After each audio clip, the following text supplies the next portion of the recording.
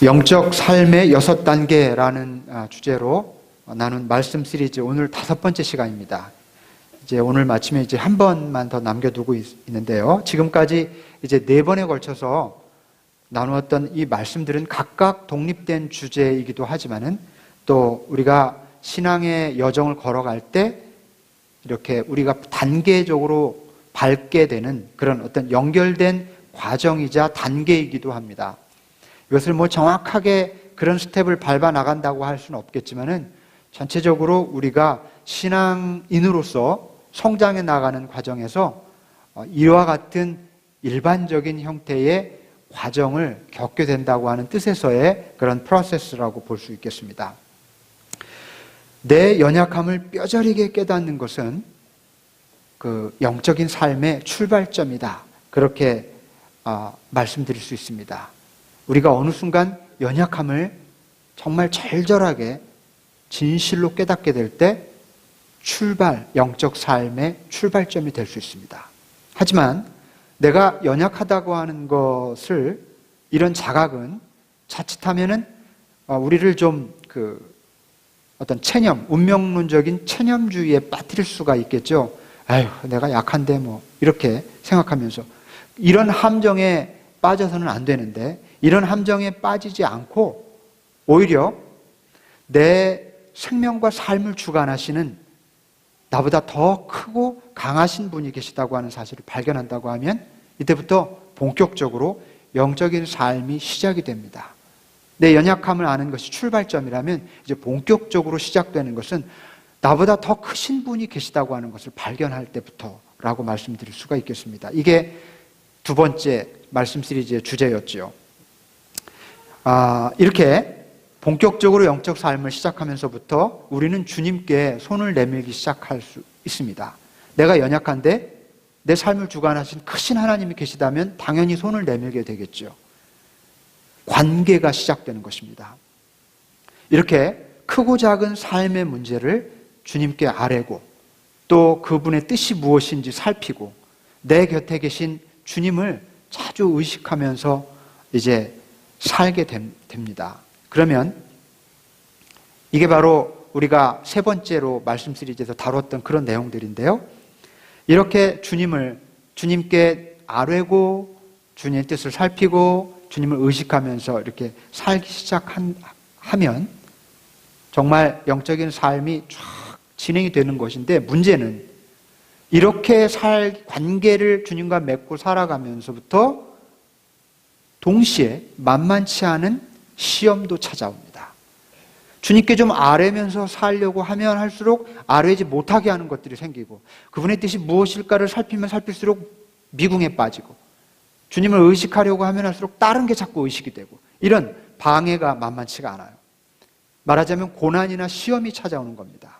이때 우리에게 필요한 것이 바로 모든 일에 감사하는 삶입니다. 만일 고난과 시련에도 불구하고 우리가 항상 기뻐하고 끊임없이 기도하면서 모든 일에 감사하는 삶을 살 수 있다고 하면 우리의 영적인 삶은 굉장히 성숙한 길로 접어들게 됩니다. 지난주에 우리가 살펴보았던 말씀의 주제지요. 자, 지금까지 4번에 걸쳐 진행해온 말씀 시리즈를 이렇게 요약해 드렸습니다. 오늘 말씀도 이 흐름의 연장선 위에 있다고 생각하시면 되겠습니다. 특별히 지난주에 나누었던 말씀과 오늘 말씀은 굉장히 깊은 연관성을 가지고 있어요. 범사에 감사하고 살다 보면 삶의 모든 것이 하나님의 은혜 아래 놓여져 있다는 것을 필연적으로 발견할 수밖에 없습니다. 모든 일에 감사하면서 살다 보면 그렇게 됩니다. 하나님은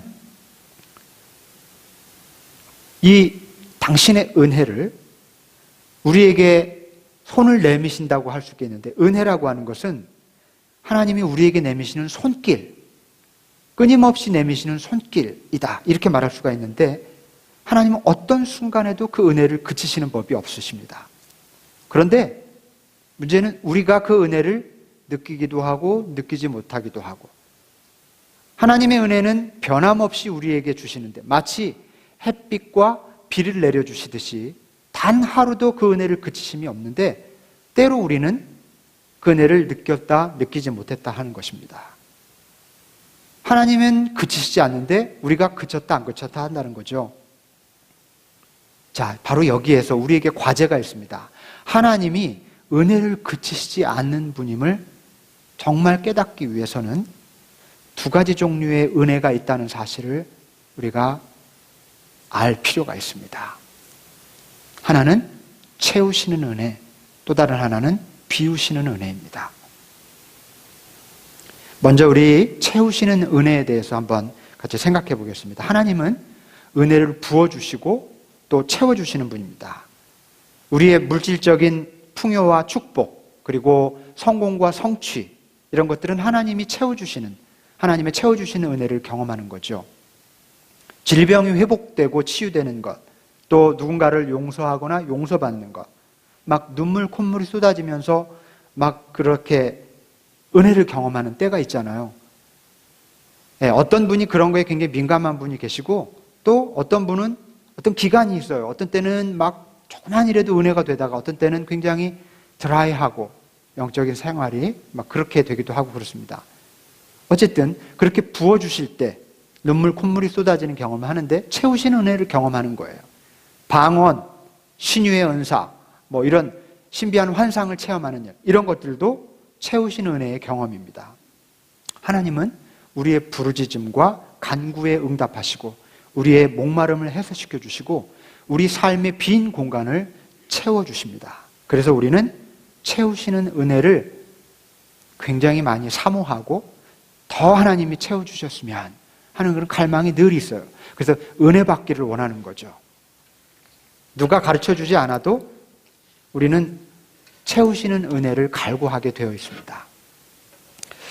저는 중학교 2학년 무렵에 이 채우시는 은혜를, 그러니까 가시적인 하나님이 채우시는 은혜를 중학교 2학년 때부터 베푸신 건 아니었겠지만 제가 아주 가시적으로 채우시는 은혜를 경험한 때가 바로 중학교 2학년 때쯤이었습니다. 굉장히 강렬한 은혜 체험이었는데요. 제가 다니던 교회에서 부흥회가 있었어요.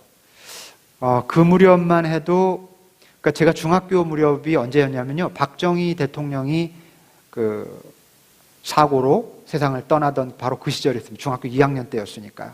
그러면 여러분 대충 어느 때인지 아시죠? 그때쯤 한국교회는 부흥회가 부흥을 이루고 있었어요.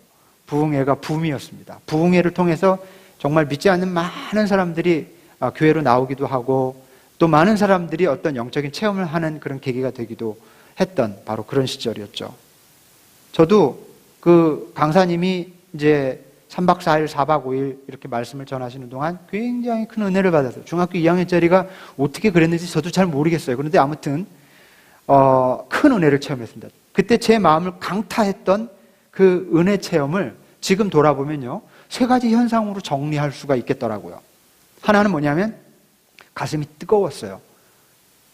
가슴이 뜨거워지는 경험이었어요. 틀림없이. 그리고 이게 마음이 이렇게 부풀어 올라서 둥둥 떠다니는 것 같았습니다. 또 마치 내가 다른 사람이 된 것 같았어요. 뭔가 이렇게 고양된 느낌이랄까? 그때는 몰랐는데요. 가만히 생각해보면, 돌아보면 이런 세 가지 현상이 있었음을 알 수가 있었습니다.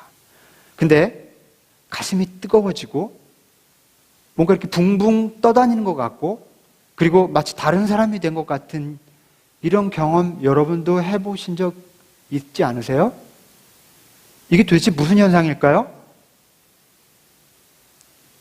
사랑에 빠졌을 때. 어때요? 여러분 옛날로 한번 돌아가 보십시오. 막 젊었을 때 그 이성을 보고 사랑에 빠졌을 때 가슴이 막 뜨거워지잖아요. 가만히 생각해 보세요. 그때 이 가슴의 온도가 뜨거웠습니다. 그리고 이렇게 붕붕 떠올라서 뭘 해도 오직 그녀, 그의 생각뿐 다른 생각을 할 수가 없어요. 붕붕 나 다른 사람이 된 것 같아요. 무엇이든지 할 수 있을 것 같고, 그렇죠? 잘하고 싶고 그런 체험이에요. 사랑에 빠지는 체험과 은혜를 체험하는 현상이 같아요. 같다는 사실. 제가 나중에 알았습니다. 그렇구나. 부어주시고 채워주시는 은혜는 거의 이런 현상을 동반하는 경향이 있습니다. 왜 그러냐면 하나님과 사랑에 빠지기 시작하기 때문에 그래요. 물론 우리 쪽이 아니라 하나님 쪽에서 건네오신 손길 때문에 사랑을 맛본 것이지만 어쨌든 우리가 세상에서 사람과 사랑에 빠졌을 때 겪는 것과 비슷한 체험을 하나님과 사랑에 빠졌을 때, 소위 채워주시는 은혜를 경험했을 때 그런 것들을 경험하게 된다는 것입니다. 하나님이 건네신 사랑의 손길에 제 가슴이 불타올랐던 거예요. 이렇게 하나님은 우리를 사랑하시기 때문에 우리에게 사랑의 프로포즈를 하시기 위해서 우리에게 다가오셔서 부으시고 채워주십니다. 그게 우리가 일반적으로 경험하는 은혜라는 사실입니다. 그런데요, 이런 조금 강렬한 일회적인 어떤 체험뿐만이 아니라 가만히 제 인생 전체를 돌아보더라도 하나님이 얼마나 많은 것들로 채워주셨는지를 깨닫게 됩니다. 여러분, 저뿐이겠습니까? 여러분들의 삶도 돌아보면 구구절절이 참 사연이 많고 인생에 곡절이 많았지만 하나님이 끊임없이 부어주시고 채워주셔서 여기까지 왔음을 알 수가 있습니다. 어떻게 제가 여러 번 나눴습니다만 그 연약한 몸, 여러 번 죽을 뻔한 고비들을 넘기면서 지금까지 살아올 수 있었는지 저는 설명할 길이 없어요. 어떻게 제가 제 아내를 만나서 우리 두 아이를 기르고 키가 저만하게 되도록 이렇게 기를 수 있었는지, 어떻게 미국까지 와서 캐나다를 거쳐 미국에 와서 이렇게 소중한 교우들과 함께 이런 참 따뜻한 목회를 할 수 있게 되었는지 아무리 생각해봐도 답은 하나밖에 없습니다. 하나님이 채워주신 거예요. 그런데 하나님이 왜 채워주셨을까? 질문을 보면 나만 특별히 예뻐서?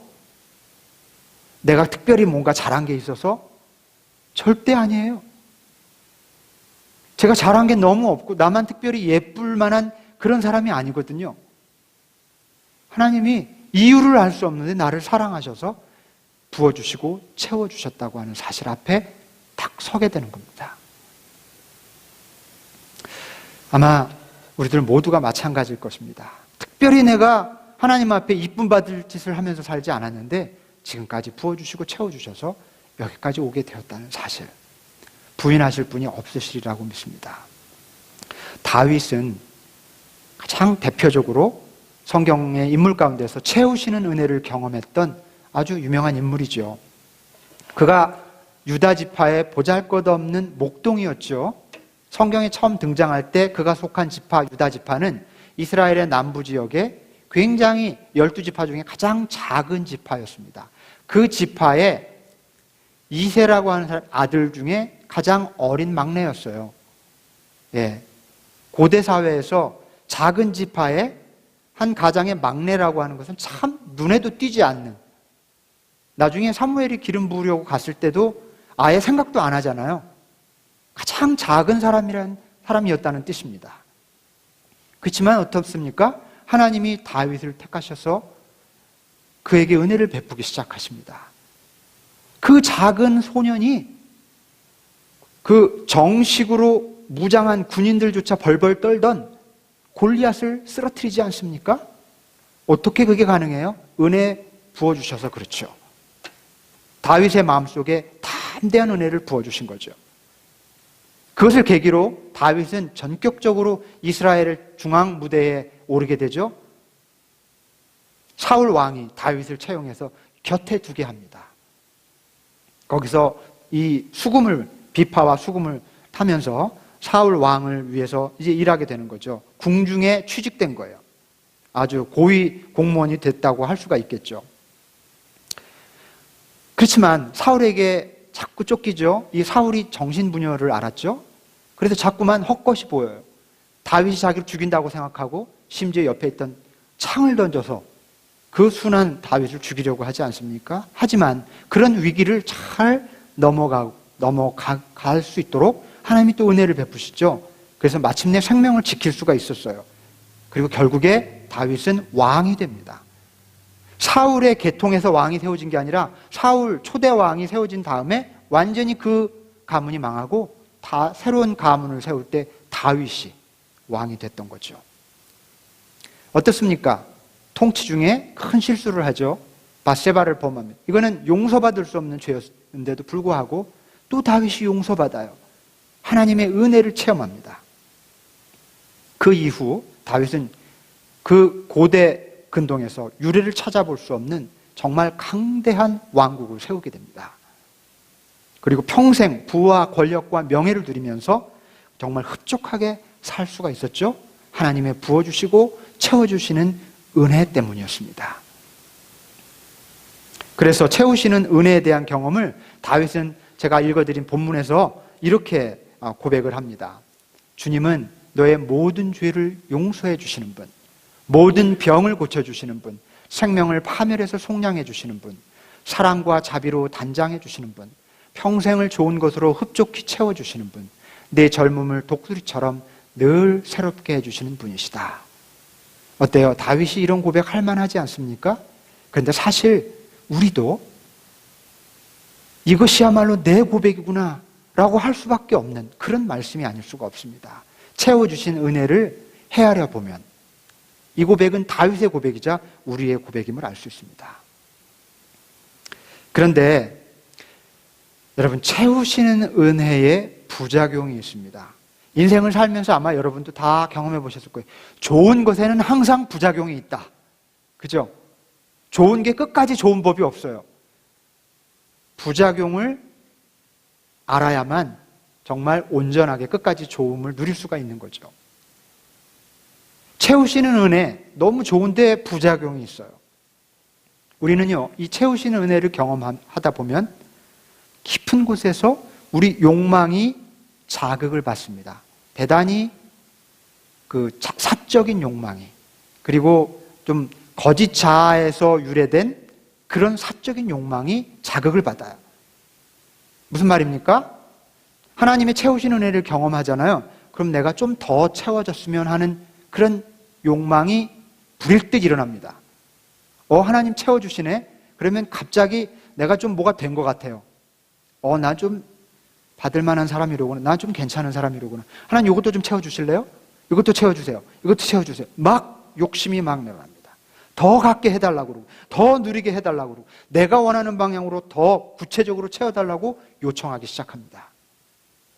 심지어 영적인 은사조차도 이렇게 탐욕스럽게 간청하는 경우가 있어요. 영적인 은사를 간구할 때 이게 정말 하나님의 도구로 사용받기 위해서 간구하는 건지, 내가 내 자신을 영화롭게 하기 위해서 달라고 하는 건지 우리 구별 잘 못합니다.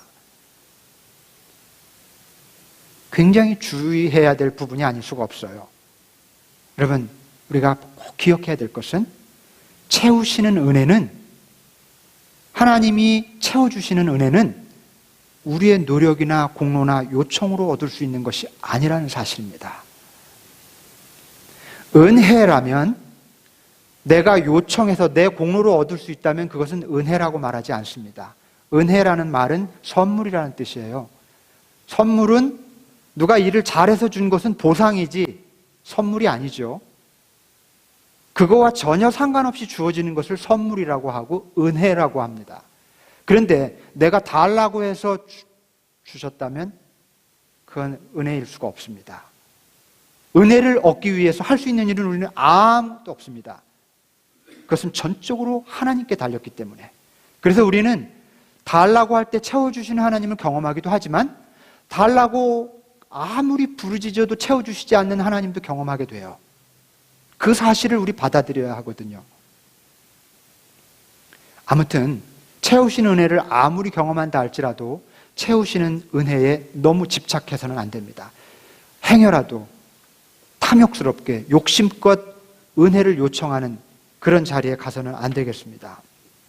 부어주신 것과 채워주신 것의 시선을 빼앗기잖아요. 그러면 하나님을 놓쳐버립니다. 하나님을 놓쳐요. 내 능력이나 내 공로 때문에 채워준 줄 알고 교만해질 수도 있습니다. 그러면 곧 영적으로 무감각해지고요, 은혜를 자신의 탐욕을 위한 도구로 사용하게 돼요. 순식간에 은혜의 본질에서 벗어납니다. 그러므로 간곡히 여러분께 권하기는 채우시는 은혜를 위해 무언가 하려고 하지 마시기 바랍니다. 선물이기 때문에 주시는 대로 받을 뿐입니다. 그것이 은혜의 본질입니다. 그러므로 채우시는 은혜를 경험할 때 가져야 될 두 가지 자세. 첫째는 부으시고 채우시는 것 너머에 계시는 하나님을 바라보라.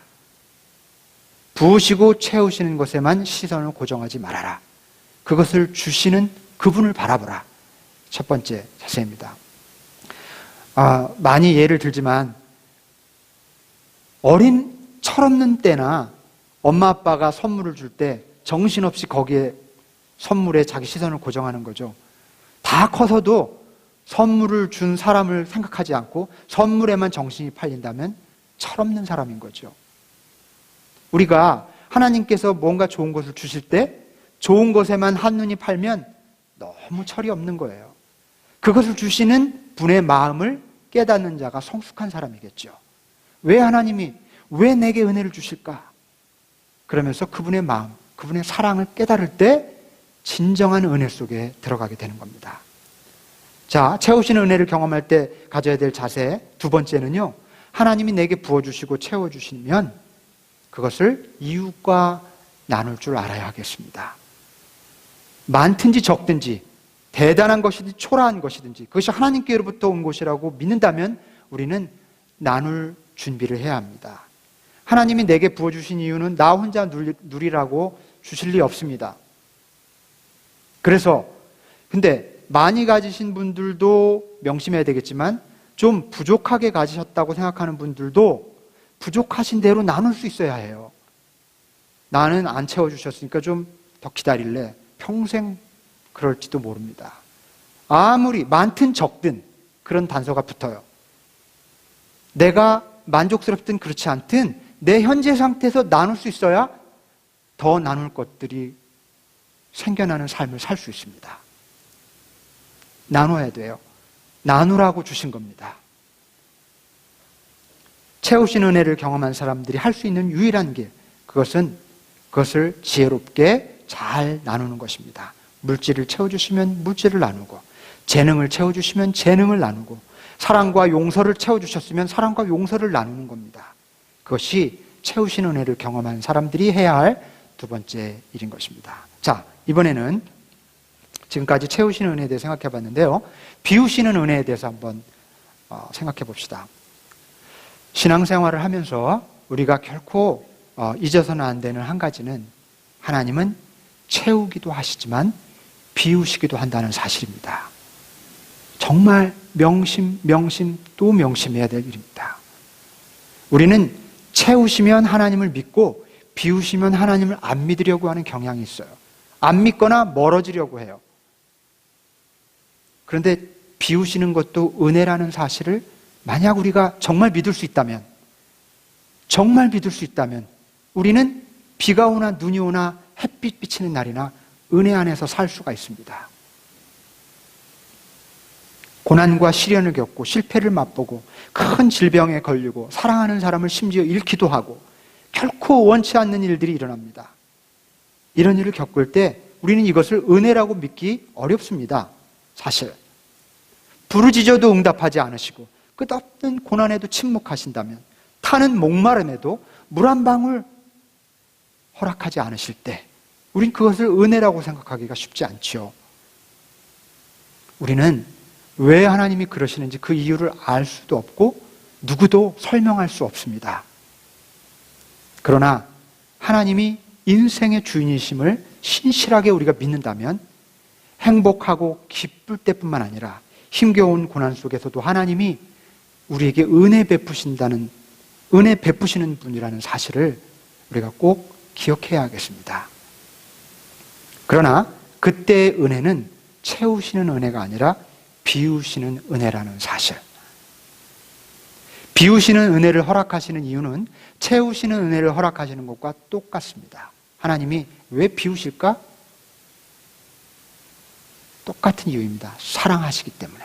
우리를 사랑하기 때문에. 비우시는 은혜를 경험할 때 이 사실을 믿기가 쉽지 않지만 그것은 우리가 어릴 적에 부모님이 막 야단치는 것을 사랑이라고 믿기 어려운 것과 비슷한 이치입니다. 우리는 어렸을 적엔 절대 몰라요. 엄마가 막 야단치면서 내가 왜 이렇게 야단치는 줄 알아? 너 사랑해서 그래. 귀에 안 들어와요. 지금 엄마가 날 야단치는 게 서러울 뿐이에요. 사랑은 무슨. 그런데 어때요? 우리가 어른이 되면 엄마가 얼마나 나를 사랑했는지 비로소 깨닫게 되지 않습니까? 비우시는 것이 사랑인 줄 우리는 그 속에 있을 때는 몰라요. 그러나 우리가 시간이 흐르고 조금 더 성숙해지면 비로소 그것이 얼마나 깊은 섭리 속에서 우리에게 베푸시는 사랑의 손길인지를 알게 됩니다. 비우시는 은혜는 채우시는 은혜보다 훨씬 더 심오한, 훨씬 더 깊은 사랑의 은혜일지도 모릅니다. 이 비우시는 은혜를 통해서 우리는 내가 마땅히 살아야 할 삶을 배우게 되고, 비우시는 은혜를 통해서 비로소 우리는 내가 있어야 할 자리를 발견합니다. 이 은혜 속에서 하나님은 우리를 겸손하고 진실한 존재로, 거짓 없는 영혼으로, 정말 아름다운 존재로 우리를 빚어가십니다. 그래서 비우시는 은혜는 영혼의 용광로다, 그렇게 말합니다. 영혼의 용광로, 우리를 새롭게 빚으세요. 다윗은 이스라엘의 위대한 왕으로서 하나님의 채우시는 은혜를 엄청나게 경험한 사람입니다. 일찍이 이스라엘 역사 속에서 그만큼 그렇게 은혜를 받은 사람이 없을 정도로 가장 대표적인 채우시는 은혜의 대표자예요. 그런데 사실 그는요, 비우시는 은혜도 제대로 맛본 사람입니다. 누구 못지않게 비우시는 은혜를 경험한 사람이에요. 우리는 최고의 자리에 있는 사람은 최고의 행복만을 누릴 거라는 막연한 그런 선입견이 있지만, 높은 자리에 있거나 최고를 누리는 사람은 그 정도의 강도로 고난도 겪게 마련입니다. 다윗이 그런 사람이었어요. 어때요? 정말 막내, 유다 지파의 막내지만 내가 관료로 발탁됐어. 신이 났지만 곧 사울 왕에 의해서 죽을 고비에 처하지 않습니까? 나중에는 심지어 전쟁에 나가서 목숨을 걸고 싸워서 이기고 돌아올 때마다 사울 왕이 시기하면서 죽이려고 하죠. 마침내 다윗이 반역을 일으킨다는 모함에 빠져서 사울에게 쫓기지요.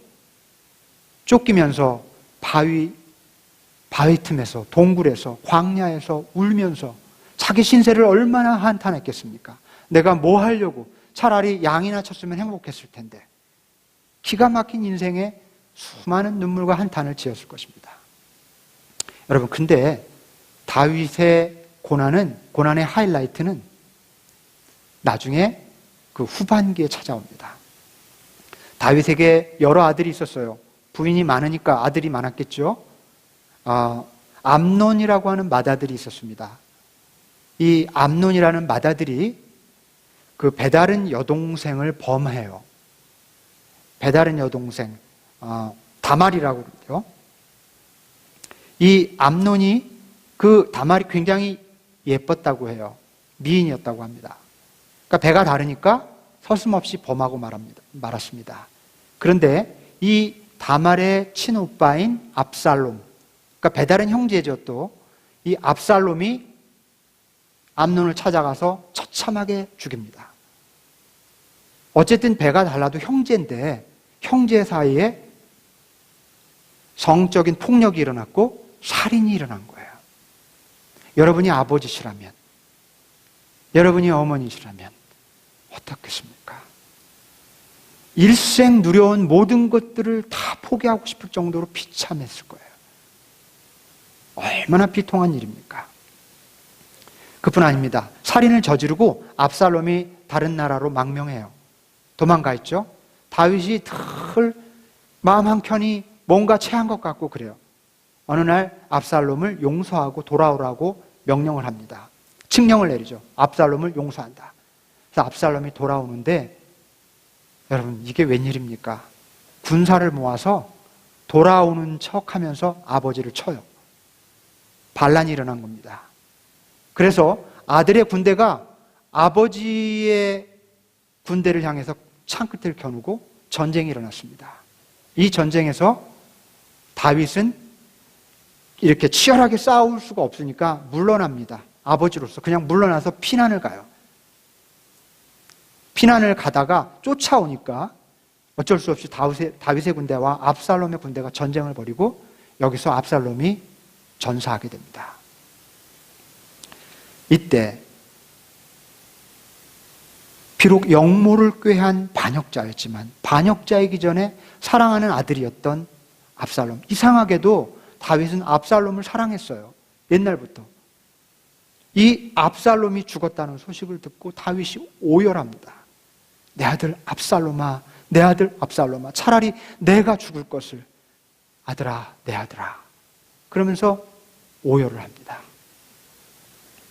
시편 103편에는 오늘 우리가 읽은 본문에는 채우시는 하나님의 은혜에 대한 고백만 담겨 있는 것이 아니라 이렇게 비우시는 하나님의 은혜를 경험한 고백도 담겨 있어요. 이 시편 103편은 정말 다윗의 심정을 가장 절절하게 느낄 수 있는 아주 소중한 시편인데요. 오늘 본문을 끝부분을 보면 15절 16절에 이런 귀절이 있어요. 최고의 권자 위에서 부족할 것이 없는 부와 명예를 누렸던 다윗. 그러나 작은 아들이 형을 죽이고 아버지에게 반란을 꾀하다가 결국 비참하게 죽는 그 고통스러운 비극을 경험해야 했던 다윗. 이렇게 극단적인 채움과 비움을 모두 경험한 후에 비로소 다윗은 이렇게 고백을 합니다. 인생은 그날이 풀과 같고 피고 지는 들꽃 같아 바람 한번 지나가면 곧 시들어 그 있던 자리마저 알 수 없는 것이다. 인생의 단맛 쓴맛을 다 본 다윗의 그 아주 관조적인 그런 분위기가 물씬 풍겨나지 않습니까? 다윗의 예를 들지 않아도 우리 주변에는 정말 비우시는 은혜를 혹독하게 겪고 계신 분들이 정말 많습니다. 지난주에도 제가 말씀 나누면서 말씀의 끝에 나누었던 그 집사님, 그 이야기를 떠올려 보아도 그렇고요. 꼭 남이 아니어도 우리 자신을 돌아보아도 아마 여러분 가운데서도 비우시는 은혜 한가운데 계신 분들이 있을 줄 압니다. 얼마나 비우시는 은혜가 또 우리의 삶을 흔드는지요. 자녀의 문제, 부부간의 문제, 경제적인 어려움, 불치병과 싸우는 이들, 정신적으로 혼돈 속에 있는 이들, 여러 실패를 겪고 계신 분들, 사랑하는 사람을 떠나보내고 고통스러워 하시는 분들 많습니다. 이런 상황에서 비우시는 은혜를 경험할 때 우리가 할 수 있는 것은 아무것도 없습니다. 다만 이것이 비우시는 은혜라는 사실을 힘들지만 믿고 기꺼이 그것을 받아들이는 것입니다. 그리고 이 기간에는 입을 닫고 하나님을 그저 바라보는 그런 자세를 취하는 것이 유일한 방법입니다. 하나님을 끝까지 신뢰하고 그분의 처분에 내 삶과 생명을 맡겨드리는 자세, 이것이 비우시는 은혜의 한 가운데 있을 때 우리가 취해야 될 자세인 것입니다. 다윗은요, 채우시는 은혜를 경험할 때는 기쁨의 찬양과 노래, 감사의 노래를 불렀습니다. 비우시는 하나님의 은혜를 겪을 때는 고개를 숙이고 통곡하며 맨발로 걸어갔습니다. 다윗이 압살롬 아들에게 쫓겨서 걸을 때 왕처럼 걷지 않았어요. 머리를 숙이고 머리를 풀어헤치고 신발을 벗고 맨발로 통곡하면서 걸었습니다. 굉장히 상징적인 장면이에요. 다윗은 시간이 흐르고 인생을 쭉 돌아볼 수 있을 때에 이 모든 것이 하나님의 은혜 안에서 일어났던 사실을 알고 결국에 이렇게 고백합니다. 우리 같이 한번 읽어봅시다. 오늘 본문의 첫 절인데요. 이게 결론 같은 그런 말입니다. 함께 읽겠습니다. 내 영혼아 주님을 찬송하여라. 마음을 다하여 그 거룩하신 이름을 찬송하여라. 내 영혼아 주님을 찬송하여라. 주님이 베푸신 모든 은혜를 잊지 말아라. 이 1절, 2절 속에는 다윗의 기쁨과 감사의 심정뿐만이 아니라 비통함과 괴로움과 고통도 함께 들어있는 그런 고백이라는 사실입니다. 여러분, 하나님은 우리에게 은혜를 베푸십니다. 지금까지 그러셨던 것처럼 앞으로도 채우기도 하시고 또 비우기도 하실 것입니다. 비우시든 채우시든 그것이 은혜라고 하는 사실을 우리 결코 잊지 맙시다. 하나님이 채워주시면 하나님께 감사하고 덜 채워진 사람들과 그것을 나누려고 애쓰고 혹 하나님이 우리를 비우시면 고통과 아픔을 가슴 깊게 품고 더 낮아져서 하나님을 바라보면서 그리고 삶은 무엇이고 나는 누구인지를 그렇게 살피며 기도하는 삶을 살아야 하겠습니다. 하나님이 채우시든지 비우시든지 그것은 틀림없이 우리를 사랑하시는 하나님의 손길이라는 사실을 분명히 믿고 채우시든 비우시든 그 은혜 아래 살아가실 수 있는 저와 여러분이 되시기를 주의 이름으로 축원합니다.